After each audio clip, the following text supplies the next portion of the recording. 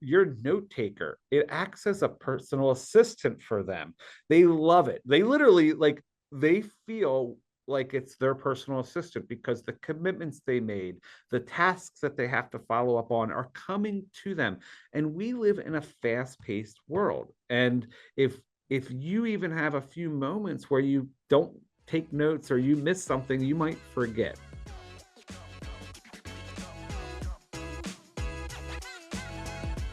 James, hey, great to see you. Hey, Mark, thanks for having me. Thank you so much for being here and for doing this interview. To kick stuff off, would you mind telling everyone who is PJ Fitzpatrick? Yep. So PJ Fitzpatrick is a 44-year-old business from Northern Delaware, though we service the Philadelphia market. We, really do everything for the exterior home: roofing, windows, siding, doors, windows, even getting into gutters and gutter protection. We added an adventure of adding the interior wet area bath systems in around 2014, 2015, which was our first foray into the customer's home. But we are a 44-year-old brand that's out there in a market where a lot of times customers go through challenging experiences and deal with challenging people. And the way that we handle a delicate experience for them, with ethics as our guide, with integrity as part of the way that we want to really memorialize that experience for them, we've been able to create a great brand here in the Philadelphia market over those 44 years. It started with our owner, Peter John Fitzpatrick, PJ Fitzpatrick. He believed that if you really cared about the product that you were offering and cared about your reputation, you should be willing to put your name on it. And it strikes me that he was willing to do that in a time where you could go to the Yellow Pages and find a person's phone number and their home address, and to put your name on something and stake your reputation on quality is a risk as a business owner, but it's a risk that he believed in, and it's the foundation of our business. Taking care of the customers we have before the customers that we don't, finding a way to continue to press ourselves to be better today, better tomorrow than we were today by learning from our missteps, finding ways to improve upon them. And he really established a fantastic foundation for PJ Fitzpatrick. He turned that business and his beliefs within the business over to his daughter and his son-in-law in 2008. They continued to grow the business. They found ways to not only expand where they were covering in the Philadelphia market, but they expanded opportunities for their people. One of the things I love about PJ Fitzpatrick is if you look at our core values, 4 of our core values are about our people, and our 5th is wow every customer. Because if we take care of our people along the way, they'll take care of the customer. And if we do all of those things together, we match our core purpose of making life better one home at a time. So, I was lucky enough to join this business in 2000. They were a medium-sized business. We still are today, but had aspirations to grow and felt like taking PJ Fitzpatrick out to more people was the right thing for them. Because more often than not, people deal in a home improvement experience with people whose intentions aren't always matching their actions, and their commitment to an end result, which is great for the customer, is a lot of time lost based on the challenges of the job, the want to make money, and their own personal desires, as opposed to finding a way to get it right for the customer and having a greater purpose. So I'm lucky to be here. It's a fantastic company. And we believed that PJ Fitzpatrick was a brand we could carry to other markets. And we've been able to see that in action because we've been able to match our commitment to satisfying our customers and doing business the right way by taking care of our people. And I can see why for you guys, based on the way you've set up your company and your strategy, that's not a nice to have, that's a business imperative. Oh, 100%. I mean, if we're not committed to making sure that we have a structured approach that has a successful outcome as what we're guiding ourselves towards, we run the risk of being splintered from a focus standpoint. And ultimately, when we're splintered from a focus standpoint as leaders, and then that carries down to our people, our customers experience it. And let's not mince words. We're here to take care of people. And if we do those things, the end results are that we can make some money and we can be successful along the way.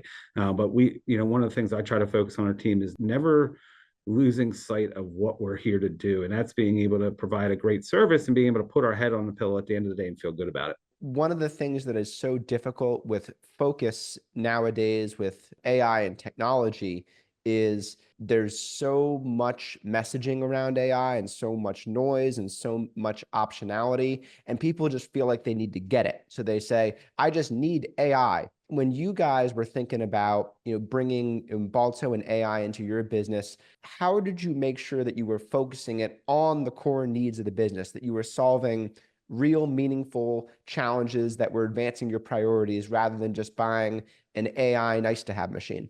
So our industry changed really quick. When I think back to January 1st, 2020, the sales force that was representing PJ Fitzpatrick and a lot of different companies were veteran heavy.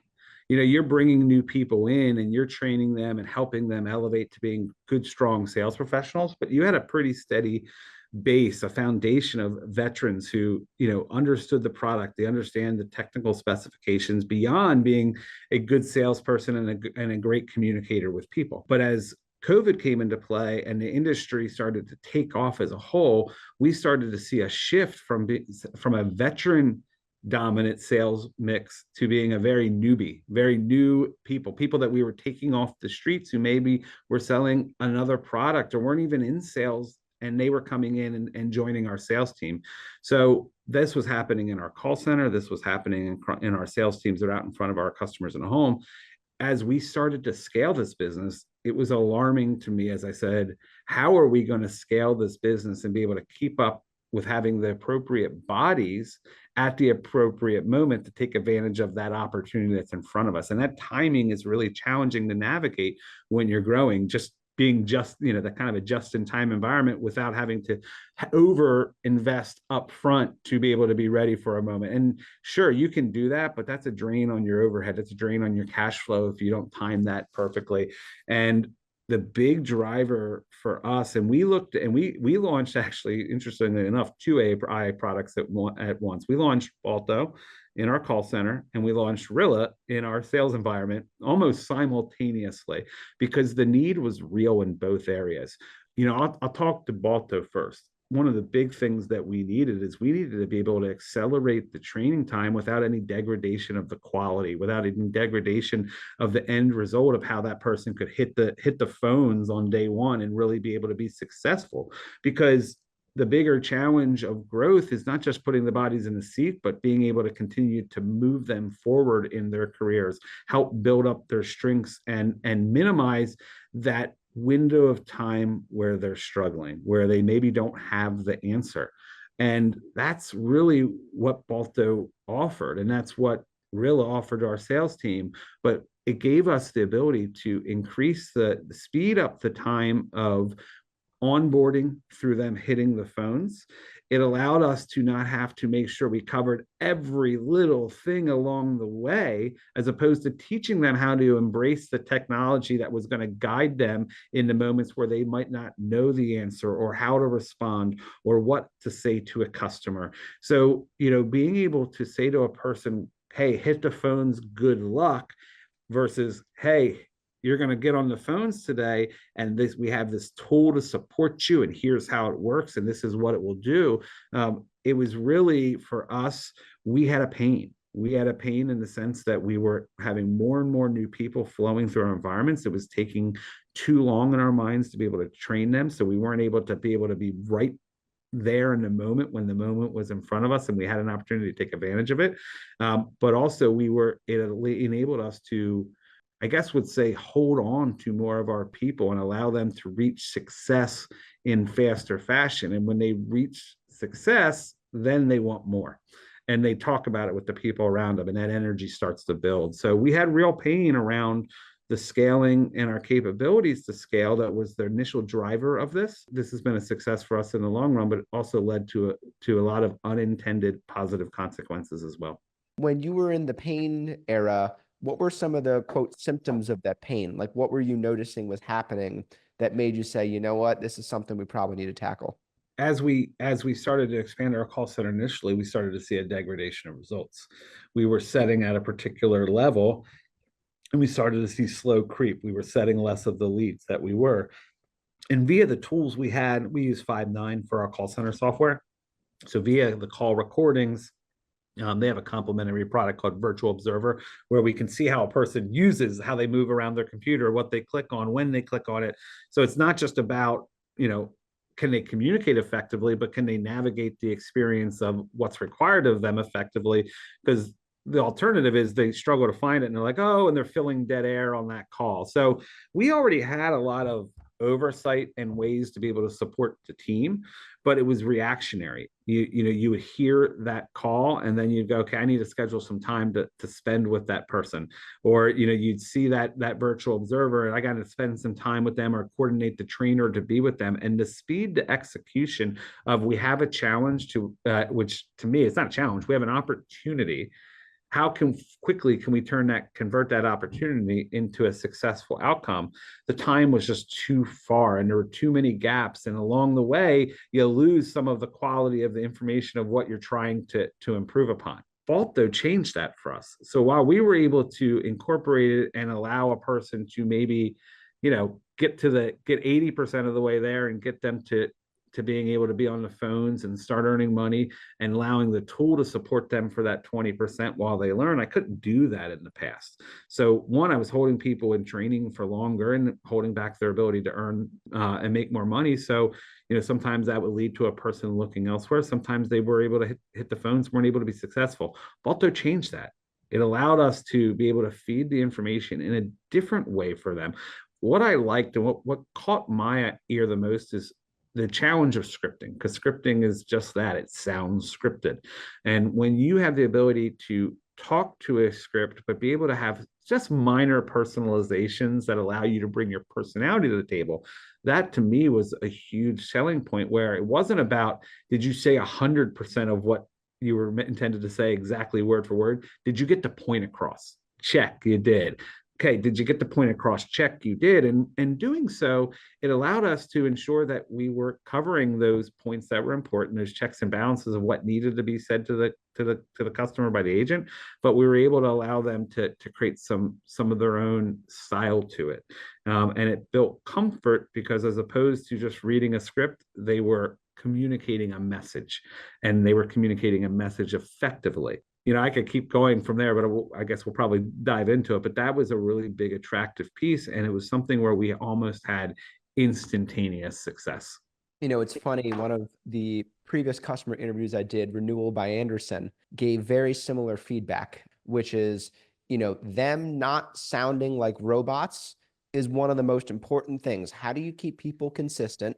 And how do you make sure that they hit the key points that you need to set a quality appointment and make sure that when the sales rep gets to the home, that they're set up for success without saying word for word the same thing the other rep says and, coming across as inauthentic? And when you do that, and when a person starts to feel like they have that authenticity, that they feel comfortable with the content, we've seen the morale as a team increase. We've seen their confidence in how the system feeds their information, and they use it. Like specifically, like we would say in the past, person said price objection, pull this rebuttal up on an Excel spreadsheet off to the side, and you have to find it or have all these sheets. Now the information is coming to them. They don't have to seek it. It's flowing to them based on a conversation they're having with that person. But as they've seen us feed them, use it, succeed with it, it's created this cycle of, hey, this isn't about just trying to control what we're doing. It's about enabling us to be great at what we're doing. And it's really created this energy in our call center environment where, in a lot of ways, they set the tone on how far we can push ourselves as a company, because everything starts with them. I've heard you mention ramp time. I've heard you mention set rates. I've heard you mention agents not having to run around on the screen and find something. So maybe you could say average call time. Do you have any specific metrics or numbers that you can point to where you say, well, that thing went up or that thing went down? Do you have any numbers offhand you could share? One of the reasons we were so successful was because of David. And I think it's Claudia is the other person on your team. Yeah, David Jameson and Claudia Ferguson. It was funny. I'm just talking with another with some of our leaders just about a half hour ago about another AI solution that we're using where it's been a challenging onboarding experience. And it's somebody that's in our world, them, and it doesn't matter to be said, but it's how David and Claudia guided a smooth experience for our leaders that led to a smooth experience for our team, enabled us to be able to take advantage of the opportunity faster than I think any of us believed we could. So I'll start with when we talked on, one of the things they said is really quickly, you're going to start to see your issue rate improve. And very specifically, they were like, because you're going to be having a higher quality call, you're going to be more effectively communicating with the customer, and at the end result, those people are, when they book that appointment, they mean to book that appointment, they're there for the appointment. And we saw at about the 60 to 75 day mark that really start to improve. And that had been a pain point for us because it's small slips. We talk about the power of 1% improvements throughout the business or 1 point improvements can have far greater than 1% results. Well, the same thing can happen when you're seeing a slide and a degradation of your results. And we were in that position. So seeing our issue rates improve pretty quickly was great. And just to put some color on that, we were issuing in the high 50s and low 60s at that point, and we're issuing in the high 60s and low 70s now. But what's more important than that is that's a lagging indicator. That ability to set more calls so that we can issue more calls is more important. So in April 2023, which is about 6 months into our launch, we were setting 53% of our leads. And that number, we could argue, you could bring 5 different people on and we'll argue what that number should be in a blended marketing world. But we felt like 60% was the opportunity. You know what our set rate is today? 72%. We're pressing the boundaries of what we think is possible because we're putting tools in our team's hands that allow them to be successful in the moment, not a week from now when they get into small group training, or not an hour from now when their manager listens to the call and coaches them. In the moment, the system is guiding them and supporting them. Now, so we saw that, just 40%, approximately 35%, 40% set rate growth. I'll start at the front of the process. Our training window has reduced by about 12 hours. It doesn't sound like a lot, but 100 agents coming on a year times 12 hours is a lot of time when you add it all up. And it's also time that moves them from training and a training pay into on the phones and pay plus commissions and incentives and more. So that's been a huge benefit for us, especially when we had such scaling growth at large levels where we're putting 4, 6, 8 people through a month. This allowed our trainer to be highly effective and be able to be more focused. When they're on the phone, we saw an 18% decrease in handle time. So handle time is the time from they're on the phone to when they're ready for the next one. And I'll say there's a few reasons. One, they're not fumbling looking for information based on the conversations coming to them. But also your note taker, it acts as a personal assistant for them. They love it. They literally they feel like it's their personal assistant because the commitments they made, the tasks that they have to follow up on are coming to them. And we live in a fast-paced world. And if you even have a few moments where you don't take notes or you miss something, you might forget. And that's natural. But having this tool has allowed them to be honest to what they commit to, honest to what they need to complete, and do it in a faster fashion. So we're now hitting a point where with our scale, we don't have to grow with bodies always, we can grow with efficiency. And imagine from the agent perspective, you do forget something, which happens because you're doing dozens of calls a day, and you finish the call, you say, oh, shoot, did I say this or that? The only other way to resolve that is to go back into the call recording and listen to yourself. And how long is that going to take you off the phones, out of the queue to go and try to find this bit of information versus if you know that it's all being notated for you right there after the call, you're saving on, what could be many minutes of handle time just in the once, in an off chance, scenario where you actually forget a piece of information that you needed to deliver a good experience to that customer. we want them to remember everything that we want them to say. We want them to know how to react to every type of way a customer can speak to them and engage them.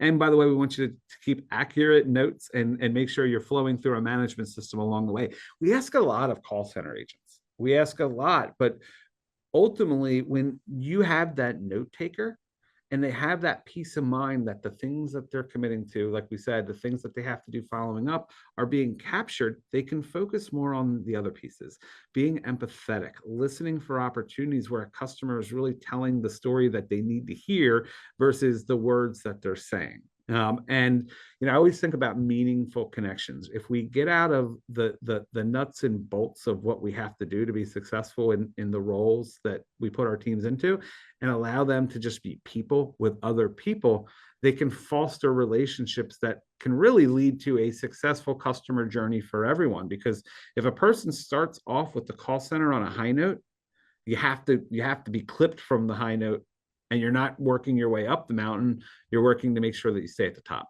Can you think of any particular issues or roadblocks that you have with Balto? Something where, it wasn't really working, and, imagine that you're almost giving advice to a new customer who's experiencing that same issue. Could you talk a little bit about like maybe one of the challenges or roadblocks you had, and then, what you did to get that into good shape?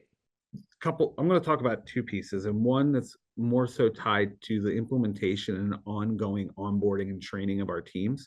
So we are at our surface, an exterior remodeler and a wet area bath remodeler, but who we truly are in our heart of hearts is we are an education organization. We create content and programs that allow our people to elevate themselves both in their roles as well as within their careers, if that's what they're looking for.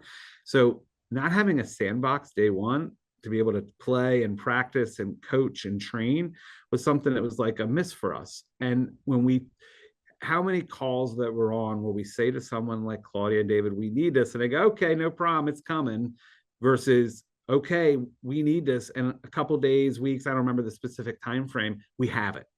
The speed to addressing legitimate concerns that were going to enable us to be able to be more successful with the product allowed us to do just that, be more successful with the product. That was a big one, and that's that willingness to not take. A lot of people in technology spaces have their egos guide the conversations, and they know more than everybody else. And that humble nature that your organization, from the way that I hear you speak to the way that David and the other people do, it's just it's learners as well as teachers. And that was really cool to know on the front end. We had a partner that was going to listen. I will tell you another thing that we've been bringing on. I know you guys are working on this with Agent GPT, but having a more dynamic search function. There are certain scenarios where the triggered rebuttals or the triggered communications don't apply to the moment. So we want to not have them on, and we want to be able to use a search function. So today, we did the heavy lifting while you're working. We took everything out of the library and re-put it in alphabetized so that we can have an easier search, easier access function. But we did that knowing that you're coming up with that Agent GPT, which is going to be able to provide that quicker path to action for our team. And I'll give you an example. Anytime a customer says the word fee, is there a fee for that? Is there, what's the cost? It was bringing up our fee rebuttal. Well, they hadn't even really objected to anything yet, so we didn't need it. So that's where AI is actually doing a better job than the situation even calls for, because it's triggering and firing at the right moment. It's just, it wasn't necessary. So I will say we don't have a tremendous amount of things that we ask for that you guys don't have available or have on your roadmap, and your willingness to listen to us and take it, and not take it from the position of ego or criticism, has been fantastic, because it's allowed us, like I said, adopt and grow with this product even faster and build trust between our firms, our organizations. I really appreciate that. And it comes well timed. I wrote a LinkedIn post today on difference between a vendor and a partner, and kind of just laid out some of the key things. And one of them is almost exactly what you mentioned around customer requests for a vendor. You feel like the default is pushback. If you're in the vendor category, the customer request, the default is pushback, or the default is, oh, it's quote on the roadmap. And if you are working with someone who's truly, an AI partner, you're going to see that they say, well, let me ask about that. Let me understand that. Show me exactly how that would fit in your workflow. Would you want to look like this or look like that? And they'll lean into those customer requests. And I sent a note actually to the team today, said, folks, I'm really, really proud of how well we have like leaned into like the spirit of being a true partner to our customers. And it's really wonderful hearing you share that as well. Unfortunately, it's few and far between, so it makes it even more special. But again, I'm just looking at some of the notes that my team shared, and it's like one comment is Claudia makes things happen. When you have something you need to work on, or it's a concern, or it's an issue, or it's amidst an opportunity on a scale, and someone's there and they got your back and they fight and help you get back on track, that means we're both working towards a common goal. And sometimes in relationships like this, we lose sight that we're working towards a common goal. You guys are focused on profitability and growing and doing the right thing for your team, and we're doing the same. But we always lose sight. We can lose sight that we're doing this for the customers. We're doing this because, at the end of the day, when we take care of people, we get what we want as a result. And that taking care of people, home improvement, they say you never get out of it. Once you're in home improvement, you never get out because it's addictive to help bring joy to people, especially Thank in you. painful moments. Especially if your, bathroom just got totally flooded and now you have some wet area that you need to totally redo and make sure that the area is safe and usable. Like, and I'll just tell you, from our home improvement experience, my wife and I, we noticed that when an area is not usable, you kind of carry that with you around a little bit all day in your home. You're kind of like, oh, I can't go in that spot because quite literally our basement had nails sticking up. I was like, so, I put on my special shoes to make sure I could walk around in the basement, and we finally got it done. And now it's like not just something we're proud of that we were able to make that project happen, but we've been able to open it up to communities with people, and we host them when we come. We all spend time in the basement. It's been like really, really wonderful. It is something that isn't just like, you do the project, okay, cool, that was nice. You actually live with that value every single day, and that's a really special thing that you get in the home improvement space that's you don't get in a lot of other industries. Absolutely. And specific to ours, very few projects start without an oh crap, I got a leak. Oh shoot, I can't step into my shower. I can't get into my tub.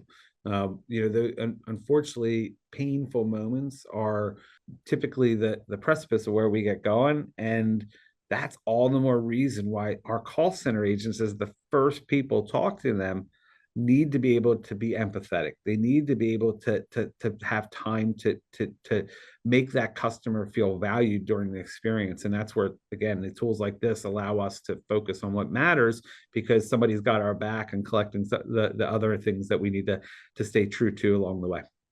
James, this was really awesome. Thank you so much for the interview today. I really enjoyed it.